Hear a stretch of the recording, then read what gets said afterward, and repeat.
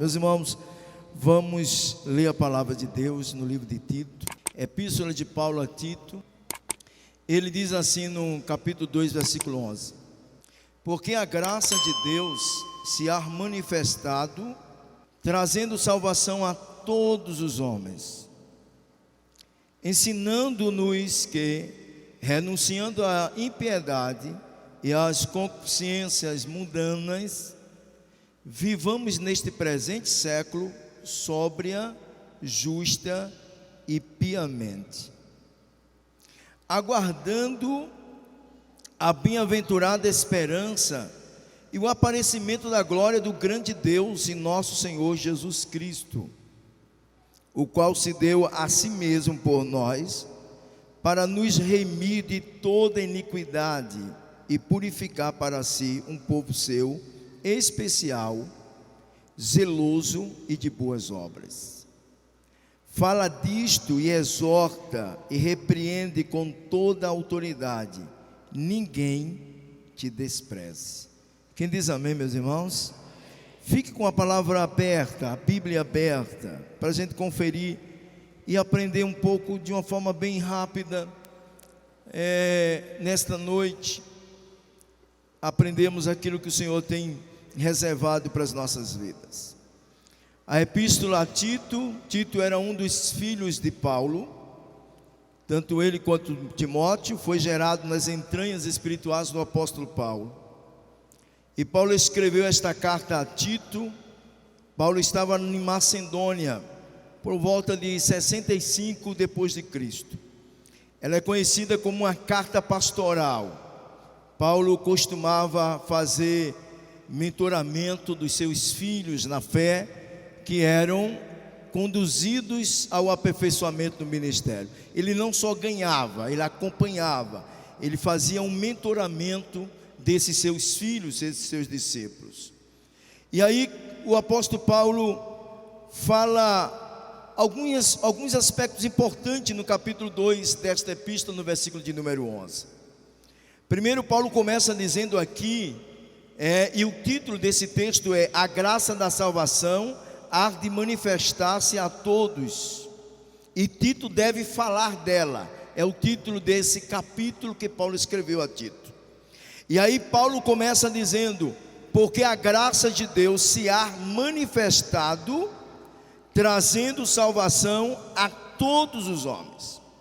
Aí a gente observa aqui que Paulo não diz a Timóteo que esta graça foi revelada por causa de alguns, ou por causa de um grupo selecionado. Paulo diz que a graça foi manifestada a todos os homens. Observe que o texto bíblico, ele é claro, ele diz a todos os homens. E aqui nesse texto e nesta questão, eu sou extremamente arminiano. Eu sou, nesse aspecto, contrário ao posicionamento de Calvino, quando defende que a graça ou a salvação, ou o sangue de Jesus foi derramado por alguns, ou por uma parte de um grupo selecionado previamente para a salvação. Eu não consigo conceber esta ideia, porque nós temos inúmeros versículos mostrando que Jesus morreu por todos, ou a graça foi manifestada e revelada absolutamente a todos. E nesse aspecto eu não concordo com Calvino. Nesse aspecto eu sou arminiano. Jesus morreu por todos, a salvação foi revelada a todos, e ela é pregada a todos os homens. Então a salvação foi absolutamente para todos. Basta a gente observar em João capítulo de número 3 e versículo de número 16, quando diz lá: porque Deus amou o mundo de tal maneira que deu seu Filho unigênito, para que todo aquele que nele crê não pereça, mas tenha a vida eterna. Ou seja, todo que crê terá a vida eterna. A graça foi revelada e manifestada para todos. Ou seja, a graça foi revelada para todos os seres humanos, mas a graça de Deus, mas a salvação de Deus. Quando nós observamos à luz das Escrituras, sabemos que a salvação foi para todos, mas nem todos irão se salvar. E aí a gente confronta um modismo que está muito forte nos nossos dias, que é exatamente o chamado universalismo, que muitos líderes estão se levantando de uma forma assustadora. E o que é que eles estão ensinando a respeito disso? Eles estão ensinando de que no final das contas todas as coisas serão restauradas. Ou seja, Paulo diz que tudo será em Cristo restaurado. Aí eles pegam esses versículos isolados e diz o seguinte: olha, no final das contas, no final da história, todo mundo será salvo. E aí eles dizem: não há como conceber um Deus que se revela em amor, criar um inferno e lançar pessoas no inferno. E aí muitas pessoas estão indo influenciados por esta onda que tem gerado uma libertinagem. Ou seja, se no final das contas todo mundo será salvo, para que ser crente? Para que frequentar a igreja? Para que orar? Para que se afastar do pecado? Para que não se prostituir? Se no final todas as coisas, criaturas, seres humanos vão terminar todo mundo no céu, para que ser crente afinal? E aí eles pegam essa doutrina, e aí por isso vocês estão observando o esfriamento de muita gente, porque esse negócio está pegando. E há uma outra coisa interessante, é que a palavra de Deus, olha aqui para mim, você que está brincando, que você muitas vezes acha que porque você é filho de crente, você é crente. Deixa eu te dizer algo baseado aqui na palavra de Deus: a salvação é para todos, mas nem todos irão se salvar. Porque é necessário que haja arrependimento, porque há necessidade de transformação. A graça, quando ela entra, ela transforma. Quem pode dar um glória a Deus bem forte nesta hora? Isso é interessante. Deus, Ele é amor, mas esses esquecem.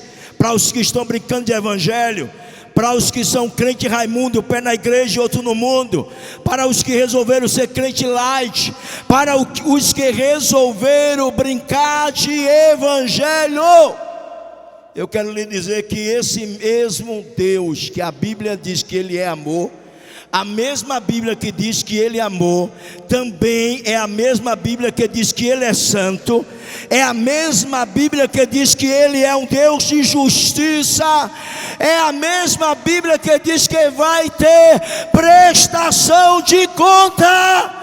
E eu quero dizer para você, é necessário que a igreja esteja em alerta, porque brevemente vai soar a trombeta. Quem pode dar um glória para o Senhor nessa hora? A Bíblia diz que Ele é amor, mas Ele é santo. A Bíblia diz que Ele é um Deus de justiça. E a Bíblia diz que o Senhor que criou os céus foi o mesmo que criou o inferno. Ah, pastor, mas um Deus de amor não teria criado o inferno para ver os seus filhos sofrerem? Mas este mesmo Deus de amor não quer que os seus filhos vá sofrer no inferno, e por isso Ele desceu dos céus, tornou-se semelhante a nós, tomando a nossa forma e morrendo na cruz a nossa morte. Você acha que no final da história muita gente for para o inferno, esse Deus seria injusto? Se Ele já morreu a morte que nós deveríamos morrer, sabe o que é que nós precisamos fazer? É nos manter na graça, é cremos no poder do sangue de Jesus, porque o apóstolo diz que Ele se manifestou para desfazer as obras de Satanás. Olha para o teu irmão, diga: desperta, irmão. Diga pelo menos para 3 pessoas, diga: desperta, irmão. Diga para ele: evangelho não é brincadeira. Quem pode glorificar e exaltar o nome de Jesus? Diga para ele: evangelho não é brincadeira. Não vai terminar todo mundo no mesmo lugar não, viu? Uns vão terminar nos céus, mas outros vão terminar no inferno. Mas se você quer se manter para chegar lá, ande na presença de Deus, seja cheio do Espírito Santo e ande na graça. Ande na graça de Deus. Mas pastor, no final de contas, amanhã vai dar um jeito para eu ir para o céu. Vai não, amanhã vai responder pela alma dela. Mas pastor, eu sou filho do evangelista, do pastor da igreja. No final o senhor acha que é por causa dos méritos do meu pai? Será que eu também não vou ter um lugarzinho lá? Ei, toda alma responderá diante do Criador. Não tem arrumadinho brasileiro nos céus. Eita glória. Não tem como. Não há como conceber essa onda do universalismo. Não há como conceber esse radicalismo errôneo, teológico. Ei, olha aqui para mim. A palavra de Deus mostra claramente qual vai ser o final da história. Não tem 2, só tem 2 finais. Esse mesmo Deus que revelou a graça, a palavra de Deus diz que Ele criou céus e inferno. Quem pode dizer amém, meus irmãos? Abra a Bíblia em Apocalipse, no capítulo de número 21 e versículo de número 8. Alguém traz um pouquinho de água aqui. A palavra de Deus diz assim: olha, mas quanto aos tímidos, e aos incrédulos, e aos abomináveis, e aos homicidas, e aos fornicários, e aos feiticeiros, e aos idólatras, e a todos os mentirosos, a sua parte será no lago que arde com fogo e enxofre, que é a segunda morte. Como é que esses que defendem essa doutrina vão se explicar com Apocalipse, capítulo de número 21 e versículo 8? Como é que eles vão encontrar saída teológica para dizer que no final da conta ninguém vai para o inferno, porque não existe inferno? Inferno existe. Inferno é uma realidade. E a palavra está dizendo quem é que vai para lá. A palavra de Deus está dizendo que vai para lá. Quando nós olhamos nas escrituras sagradas, nós vamos observar aqui no livro de Mateus. Abra ali no livro de Mateus. A palavra de Deus vai lhe mostrar capítulo de número 25. Deixa eu correr aqui. E versículo de número 10. Aleluia. E versículo de número 10, versículo de número 10, 11, 12 de Mateus. Quem achou diz amém. A palavra do Senhor disse: tendo elas ido comprá-lo, chegou o esposo, e as que estavam preparadas entraram com ele para as bordas, e fechou-se a porta. E depois chegaram também as outras virgens, dizendo: Senhor, Senhor, abre-nos a porta. E ele respondeu e disse: em verdade vos digo que eu não vos conheço.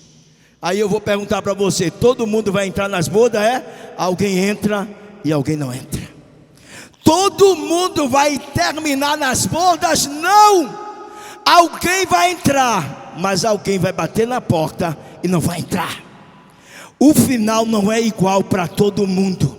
Mas quem tiver com a lamparina acesa, o vento pode soprar todo dia, a calúnia pode levantar-se, o prato do diabo pode se apresentar a você, mas você escolheu manter a sua lamparina acesa, aguardando a chegada do noivo.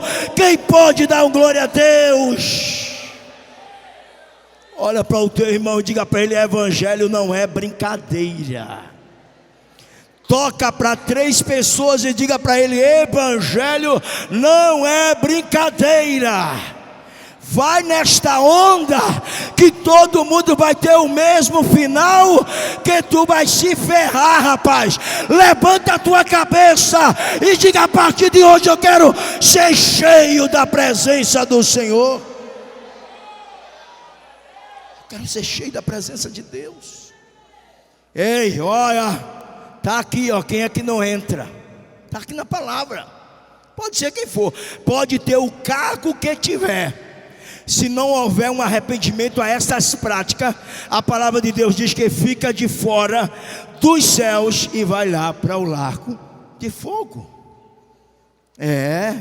Não tem uma maneira de ajeitar não, para todo mundo terminar cantando no céu não. Tinha sentido graça. Jesus vinha morrer para quê? Que sentido teria a ceia? Para que ele ia morrer? Se no final todo mundo ia terminar numa boa lá no céu, pecando, bebendo, se prostituindo, mentindo, roubando, matando, adulterando, fornicando. Aí no final vai estar todo mundo lá no céu. Isso é chamar Deus de idiota, de bobo. Mas com Deus ninguém brinca. A palavra do Senhor diz que é dos céus se manifesta a justiça de Deus. Quem pode levantar a mão e dar glória para o Senhor? Olha para o teu irmão e diga: evangelho não é brincadeira. Diga para ele: te encha da presença de Deus. Você pode adorar e exaltar. Você pode levantar a mão e dar um brado de glória para o Senhor. Toma esse remédio hoje, porque vai ter mudança na tua vida, diz o Senhor dos Exércitos. Aleluia. Ei, deixa eu te dizer, lê outro versículo aqui. Mateus 25, 32 e 33. Abra aí. Ei, e céu e inferno existe como você existe. E o final não vai ser igual para todo mundo. Mateus 25, 32 e 33 diz assim: todas as nações serão reunidas diante dele. Olha aqui para mim. E apartará uns dos, como o pastor aparta os bodes das. Hoje está todo mundo junto, bode e ovelha. Tem crente que não é ovelha não, viu irmão? Não sabe respeitar a autoridade, não sabe receber uma exortação, não sabe se submeter à autoridade espiritual. Basta você falar com ele, ele responde com uma coice, viu? É bode, mas a gente não pode arrancar o bode. Dentro da igreja fica a ovelha e o bode. Eu não tenho autoridade para expulsar o bode, mas já chegar um dia que Jeová vai dizer assim: olha, aqui fica as ovelhas e do outro lado fica os bodes. Quem vai dizer que ele excluiu? Quem é que vai condenar ele por exclusão? Quem vai dizer que ele está sendo algo discriminador? Quem tem coragem de dizer isso? Ele é justo, ele é santo, ele é grande, ele é Senhor de todas as coisas. É ele que vai dizer assim: olha, bode fica ali, viu? Aqui à direita só fica ovelha. Eita, eu estou sentindo a glória de Deus. Levanta a mão e dá um brado de glória. Abra a tua boca e dá um brado de glória. O Senhor vai dizer para as ovelhas: vinde, bendito de meu Pai. Andarabacamaná.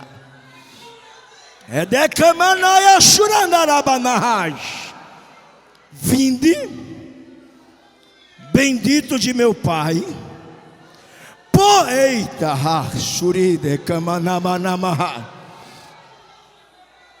Andalabacamanaya shuriandará. E a separação vai começar do altar até a portaria. Porque do jeito que tem bode no meio do povo, também tem bode no altar. Mas o Senhor vai passar a espada e vai separar os bodes das ovelhas. E quem vai ter coragem de dizer para ele: eu vou lhe processar, porque isso é racismo, é discriminação? Quem vai ter coragem? Ele diz: eu faço o que quero, eu mato, eu dou a vida, eu abro, eu fecho. Eu sou o que sou. Abre um processo, diz que ele está discriminando. Ele disse: eu vou separar. O final não será igual para todo mundo. Não tem final igual para todo mundo. Não vai nessa onda, jovem. Eu vou aprontar, porque no final eu vou ser salvo mesmo. Todas as coisas serão restauradas. Essa restauração do homem em Cristo parte de um arrependimento e de uma fé que gera uma mudança. Você está entendendo?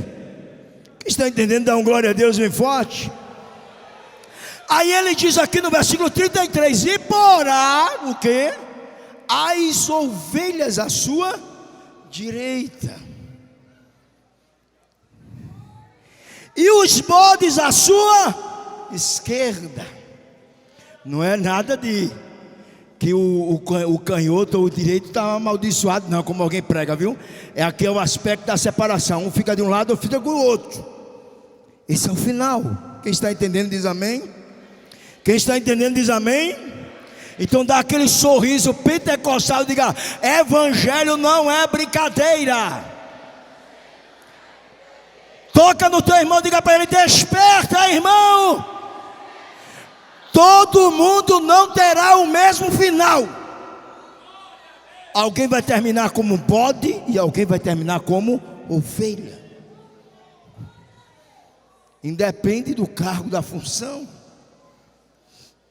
Então dirá o rei aos que estiverem à sua direita: vinde benditos de meu Pai, possuí por herança o reino que vos está preparado desde a fundação do mundo. Diga glória a Deus. Diga glória a Deus. Agora olha aí na palavra, leia na palavra, leia aí. Veja o que é que ele vai dizer para os que estiverem à esquerda. Então, versículo 41 e 42. Então dirá também aos que estiverem à sua esquerda: apartai-vos de mim, malditos, para o fogo eterno, preparado para o diabo e seus anjos. Porque tive fome e não me destes de comer, tive sedes e não me destes de beber. Pesado, né? Quem pode dizer glória a Deus? Quem pode dizer glória a Deus? Dá para explicar essa doutrina do universalismo, que no final todo mundo vai terminar no céu? Como é que eles vão explicar esse texto bíblico? Ei, não vai terminar todo mundo no céu não, meu filho. A Bíblia diz que os céus é tomado por esforço. Não é que eu vou comprar a salvação e serei salvo por minha obra, mas uma vez alcançado pela graça, a graça vai revelar em nós essas reações. Você está ouvindo? Quem está ouvindo a voz de Deus, diga glória a Deus. Diga glória a Deus. Olha para o tema e diga: presta atenção. Diga evangelho. Diga mais forte, diga evangelho não é brincadeira. Quem pode levantar a mão e dar 3 brados de glória? Bob, sei lá o que, filósofo, pregador, americano, ele pode vir com essas tramóias. Eu estava conversando hoje com os jovens de manhã lá, e disse que esse negócio está pegando. Não tem um ditado que diz: uma mentira pregada várias vezes torna-se verdade nos ouvidos daqueles que não sabem comparar. E essa história de que de fato no final todo mundo vai ser salvo está pegando. Aí você conversa com o jovem: não, no finalzinho tem um jeito. E aí, meu filho, Jesus pode vir. No finalzinho Jesus não vai me lançar no inferno, Ele é Deus de amor. E eu precisava dizer para a igreja nesta noite que esse Deus de amor é um Deus que está dizendo para você: eu sou justiça.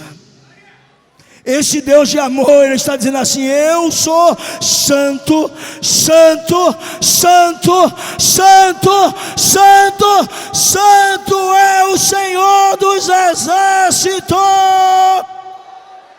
Quem pode levantar a mão e dar 3 glórias para Ele? Ele é santo.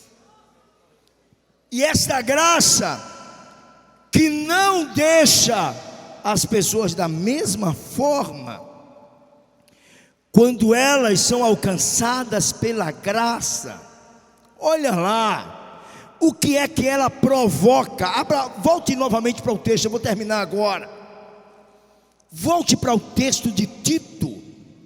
Ele diz, versículo de número 12, diga comigo: ensinando-nos, mais forte, diga ensinando-nos, diga que, mais forte, diga que, renunciando à impiedade e às concupiscências mundanas, diga vivamos, mais forte, diga vivamos, vivamos, vivamos, vivamos neste presente século sobria, justa e piamente.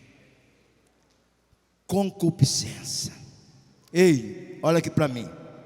Você que tem em você a natureza do crente Gabriela. Como é a história do crente Gabriela? Você já ouviu a história? Eu nasci assim e vou morrer assim sempre, Gabriela. Eu sou assim e sequer é como eu sou e acabou. Ou seja, você que pensa que não há necessidade de renúncia, eu quero lhe dizer que a palavra de Deus está dizendo assim, que esses que a graça a eles foi manifestada, eles têm que responder a esta graça. A graça veio ao meu encontro, a graça se manifestou para mim, aí eu tenho que responder, porque na lei da física, da ciência, toda ação tem uma reação. Se a graça vem a mim, eu vou reagir diante da graça. Aí o apóstolo Paulo está dizendo que esses reagem diante do encontro da graça com renúncia. E renunciar o quê? 1 de João capítulo 2 versículo 16 e 17. Não ameis o mundo e nem o que no mundo há, porque aquele que ama o mundo, o amor do Pai não está nele. Está na palavra. Porque o mundo passa e a sua concupiscência vai com ele também. Renunciar primeiro a concupiscência. E o que é a concupiscência?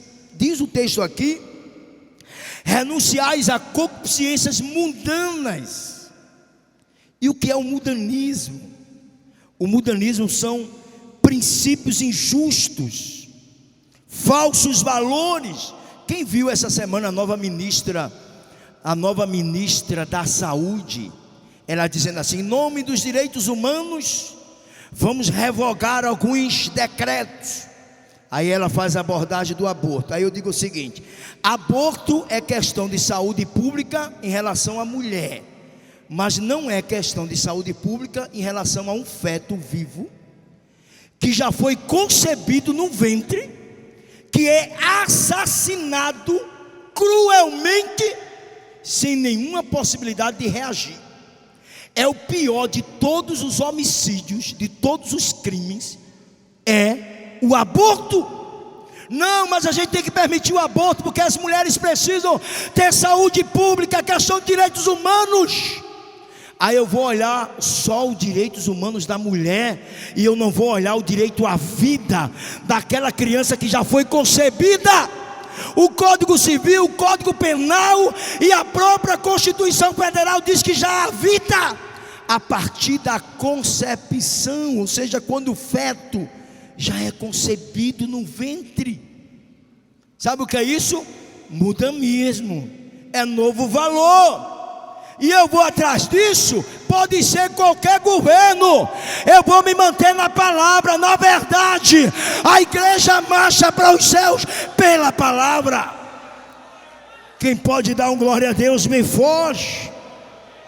Pode ser ministra de Bolsonaro, pode ser ministra de Lula, pode ser ministra de João, pode ser ministra de Joaquim. A palavra de Deus é a mesma. A palavra de Deus não tem compromisso com o partido. A palavra de Deus, pregue, doe em quem doer, diz o Senhor dos Exércitos. Quem pode dar um glória a Deus bem forte? Sabe o que é isso? Falsos valores. Aí tem crente por aí abortando as escondidas. As estatísticas dizem que a quantidade de aborto secreto, oculto no Brasil é assustador. Eu escrevi um texto nas redes sociais, parece que foi a semana retrasada, que diante do trono de Deus há almas de inocentes, de crianças que não tiveram o prazer de respirar e que foram cruelmente assassinadas no ventre das suas mães. Essas almas estão clamando diante do Senhor, mas não vai demorar. O juízo de Deus virá sobre a terra. Deus é santo, igreja. Dá glória para esse Deus que é Senhor dos senhores. Modernismo baseado no egoísmo. Hoje o negócio é ter. E as pessoas estão pouco preocupadas em ser. O que é que forma o sistema mudando? Olha aqui para mim, para eu terminar. Uma das coisas é o egoísmo. Eu estava dizendo essa semana, Pelé deixou grana, dinheiro demais. É dinheiro demais, é muito patrimônio. Aí eu estava dizendo, aí eu me lembrando daquele hino de Esteve Jacinto: o homem pode ser famoso no mundo inteiro,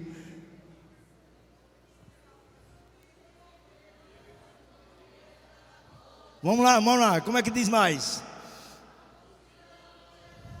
Foi uma multidão, não foi?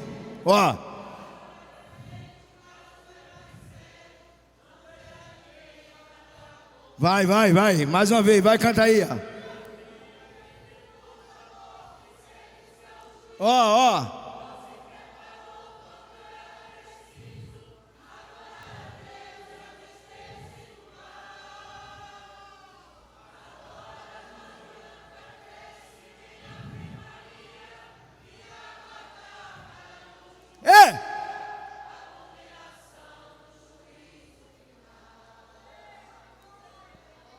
Que adiantou a bolada que Belé deixou?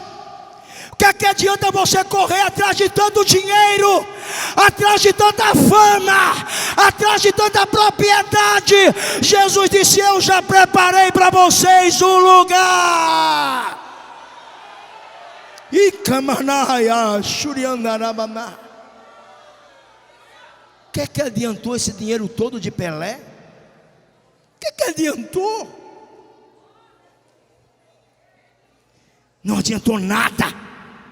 Tem pessoas que deixam de ser crente, deixa conjunto, deixa ministério, deixa a igreja e diz assim: eu estou ficando pobre. Por quê? Porque eu só estou me dedicando à igreja, eu tenho que correr atrás de dinheiro, eu tenho que ter dinheiro, tenho que ter patrimônio. Aí vai embora, deixa a fé, deixa o grupo, deixa a escola, deixa o evangelismo, vai se ferrar. Lá na frente vai estar diante do trono. Se mantenha diante da presença do Senhor dos Exércitos. Se mantenha. Ei, pastor, e a gente vai viver um mundo alienado só pensando em igreja. Eu não estou falando isso, eu estou falando equilíbrio. Seja moderado. Porque a igreja de hoje, irmãos, A igreja de hoje, se nós formos diagnosticar, está complicado. Está muito complicado. O povo está esquecendo que tem prestação de conta no final. Porque quando o apóstolo, ele disse, renuncia às concupiscências, ele está dizendo, olha, alguém está querendo ajustar a igreja ao mundo. Diga, a igreja é diferente. Diga mais forte, diga, a igreja é diferente. Ou seja, eu tenho a moda, vamos ajustar a igreja ao mundo. Por quê? Porque se a gente ajusta a igreja ao mundo, não vai ter mais diferença. Aí a gente ganhou a guerra, ganhou a batalha. O negócio é acabar com a diferença entre igreja e mundo. É por isso que hoje crente pode beber, pode se prostituir. Tem igreja já pregando que crente pode beber, pode se prostituir, pode ter mais de uma mulher, pode ter um casamento bígamo, pode ver com uma, duas, três mulheres. No final, vai todo mundo para o céu. Por quê? Porque quer igualar a igreja ao mundo. Mas a igreja tem dono, e a igreja está protegida por todos os lados. Não desejar o mundo, crentes dentro da igreja. Eu queria aquela vida da atriz. Tu quer uma vida profana, tu quer uma vida. Às vezes eu vejo jovens, adolescentes, até crentes, que abrem as redes sociais e o ídolo dele não são os personagens da Bíblia, não. É esses caras que estão influenciando, são os influenciadores das redes sociais. Fulano é minha referência. Por que não querem mais observar as referências dos homens da Bíblia? Os homens de Deus, está todo mundo ruim, que não tem na igreja alguém que tem uma vida que seja referência para você. E por que você se espelha? Eu queria a vida de fulana, eu queria a vida de ciclana. Às vezes é uma vida de prostituição, uma vida de rebeldia, uma vida errada. Por quê? Porque eu estou desejando o mundo. Eu estou desejando o mundo. Ou seja, eu quero ser mundo, eu não quero ser igreja. Aí deixa eu dizer uma coisa para você. Pastor Edilson pode pregar aqui todas as 12 ceias durante o ano. Se você não responder a esta graça e dizer assim, eu quero renunciar a esta vida, você vai continuar do mesmo jeito que você está. Eu vou ficar aqui pregando e nada vai mudar. Porque a graça, ela veio em sua direção. Mas você tem que responder a esta graça com renúncia a toda e qualquer concupiscência. Eu poderia ir muito mais adiante, mas o calor está muito forte. E a hora chegou, fique de pé.